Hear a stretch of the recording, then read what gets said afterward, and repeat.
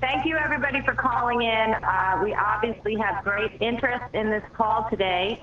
And due to the latest developments in the Affliction M1 Global Trilogy show, what we are going to do is abbreviate the call. But also, before I introduce Tom Atencio, what I'd like to do is remind everybody to please watch their emails for updates on a variety of things, because it will be coming often. And as soon as information comes in, we will be keeping you abreast of developments. But in the meantime, we do have Tom Atencio, Vice President of Affliction Entertainment, available on the call today.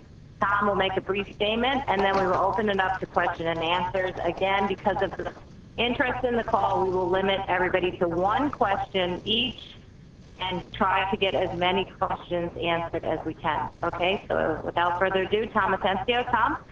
Thank you, Kelly. Hello, everyone. Thank you very much for joining us today. As you obviously can imagine, this has been a complete surprise to us.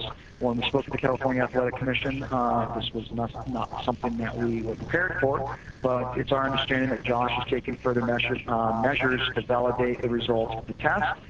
And if the results stand, then we're deeply disappointed.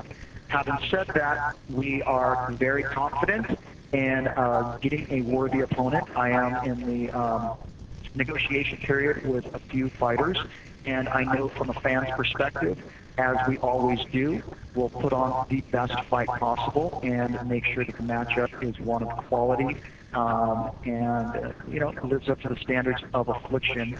This card on itself is one of the biggest cards in MMA history.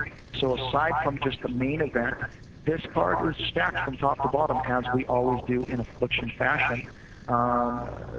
Put up the best cards for the fans and for the public. Thank you very much. Okay, great. Operator, can we open it up to questioning, please?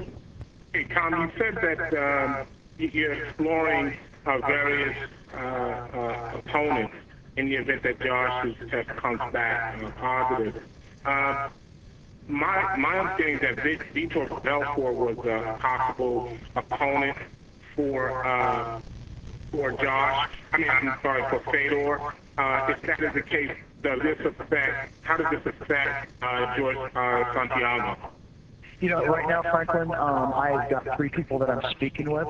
Until I have a contract in hand, negotiations are in place. But until I have a contract finalized and it's done, I'm just not going to say anything. It just doesn't make sense for me to get anybody's hopes up. So we're taking it one step at a time. And I'm confident everything's going to be fine. This is just another bump in the road. This happens with organizations. And, to be honest, I'm not really even worried about it. Can you characterize at all what the talks have been like?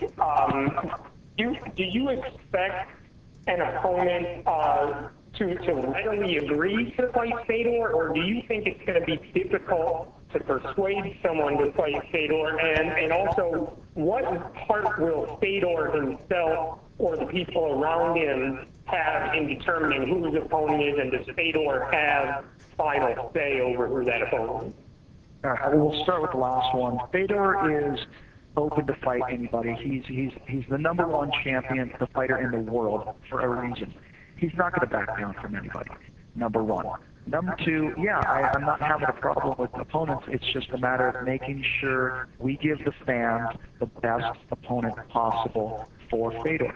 He was fighting Josh Barnett, the #2 in the world. Now we've run into a little bit of a snag, and we're cracking it. And so we, as an organization, Affliction, we put on the best fight possible for the fans, and that's what I have to go back to the drawing board and come and finalize. Hey Tom, have you spoken to Josh, and can you characterize how he's doing and what his message to you was? Hey Mike, I haven't spoken with Josh. I did speak with his manager, and once again, like I said in the opening statement, they are appealing it. They're making sure that the second sample is being tested, and that's just kind of where we're at this point. I know you said that you weren't too worried about it yourself, but have you heard from Golden Boy? Have you heard from Trump? Are they upset? I always talk to all my partners, everybody that's involved. I keep them updated, and we're working it out. This is business. This is life. This is just another something that you get lemons, you make lemonade. You hit a bump in the road, you continue to move forward. And last one, do you have any connections, or have you been talking to Strikeforce or even UFC trying to get another opponent?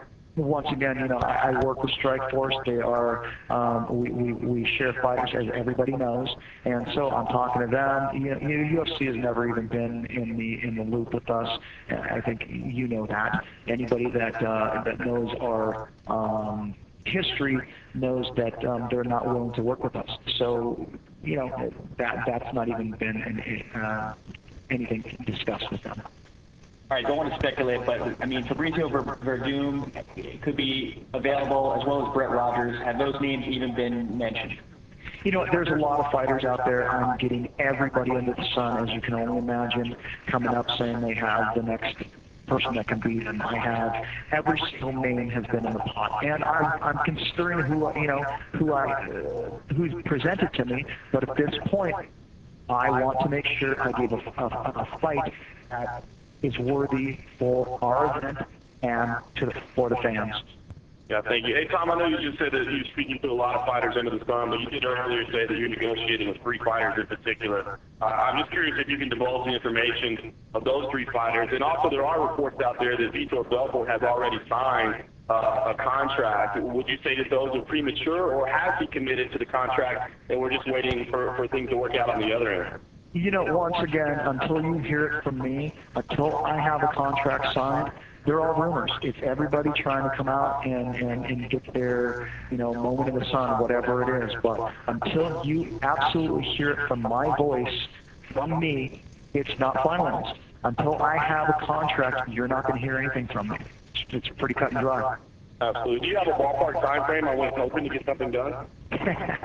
Yeah, good question. Negotiations are negotiations, and until I, get the contract, once again, nothing's done. Until you hear it from me, it's all hearsay, it's all rumor, it's all people, trying to get what they want. Bottom line is, you're more than happy to call me. I'm more than happy to take your calls, but until you hear it from me, it's not done.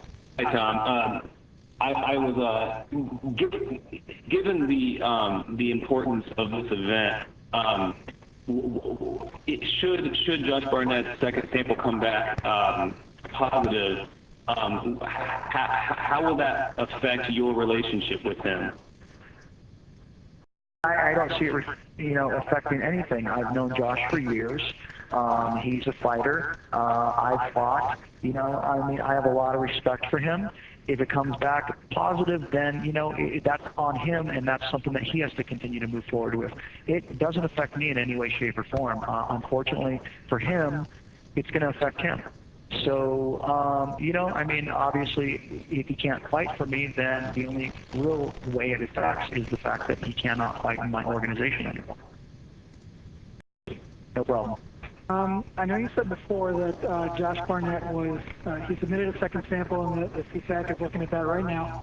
I know time is of the essence, and you're looking to get a fighter in there for Fedor as soon as possible. How much bearing will the speed of your decision, how much of that will be based on what happens with the second sample? Are you moving ahead as though Josh is definitely out of the fight, or are you kind of waiting to see what happens with that? No, I'm definitely moving ahead. I have to move ahead. And just to correct you, there are always 2 samples given. So he's not submitting another sample. They have 2 samples. They are testing the second sample.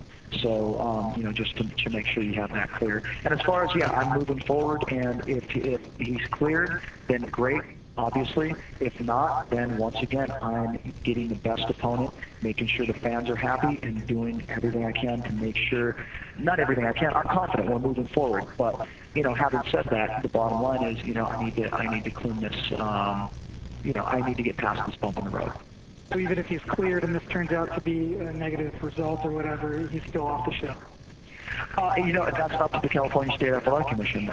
It's my understanding that there's a great possibility that they'll reinstate his license and let him move forward if he's cleared, but that is absolutely in the hands of the California State Athletic Commission.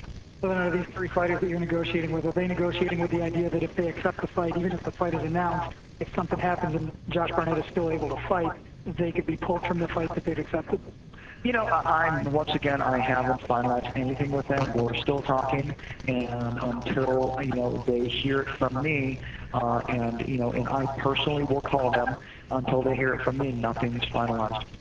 I was curious, we obviously know that it was a banned substance, clearly, but are you able to give any more information as to what kind of banned substance it was?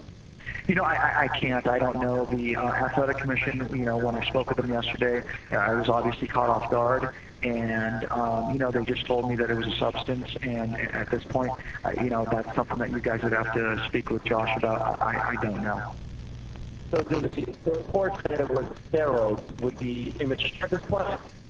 To my knowledge, I have no clue. They just told me he was not cleared, and it was a banned substance. It's pretty cut and dry for me because, that's between them and Josh.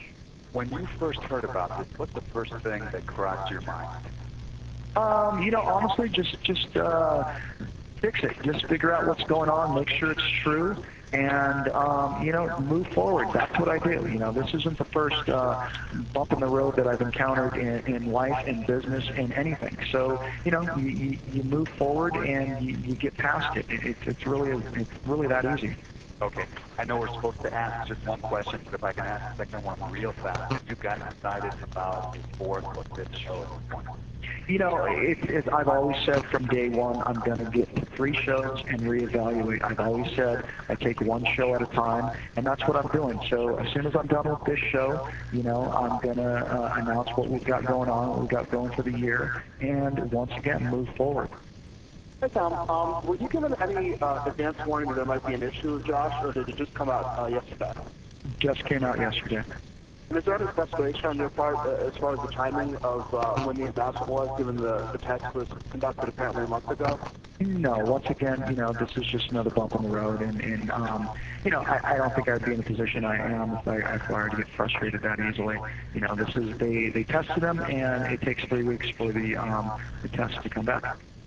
Hey, Tom, this question has kind of been alluded to, but let's say, best case scenario, the commission came back and said, okay, Barnett can fight, the second sample came back as negative. Would you consider postponing the event to include Barnett based on how everything worked out time-wise? No, right now we're moving forward, and there is no consideration of postponing the event. So, for him to come back and be allowed to fight would only, it's just getting back on the right track. We curved off and we got back on. So no, that's actually, best case scenario. Okay, so August 1st is set in stone no matter what. At this point, absolutely. I'm just trying to finalize an opponent for Fedor. Tom, can you just talk about the consideration of finding the opponent who would be the best pay-per-view draw compared to the opponent who would be the best competitive matchup with Fedor? For instance, we've heard the names Bobby Lashley and Fabricio Verdun. Obviously, one of those would probably be a better pay-per-view draw. The other one would probably be a better competition. How do you balance those two things? Well, I think I look at it as I've done from day one and put the best fight possible for the fans. No matter what I do, I'm always going to be criticized, so I can't make everybody happy. I'm going to sit down with my partners. I'm going to sit down and, and just figure out what the best matchup is at this point. And, I take everything into consideration, but at the end of the day, I put on quality fights. I put on quality events. And aside from just this one fight, look at the card. You tell me. And this card is unbelievably stacked, and this card sells itself. So this is, once again, a bump in the road, and we're going to get past this. Okay, great. That's it, everybody. Thank you for joining us. And again, as I mentioned at the beginning of the call, please watch your emails for late-breaking developments, and we will be rescheduling the conference calls. in the coming days. Okay, so thanks again. We appreciate it, and we will talk to you soon.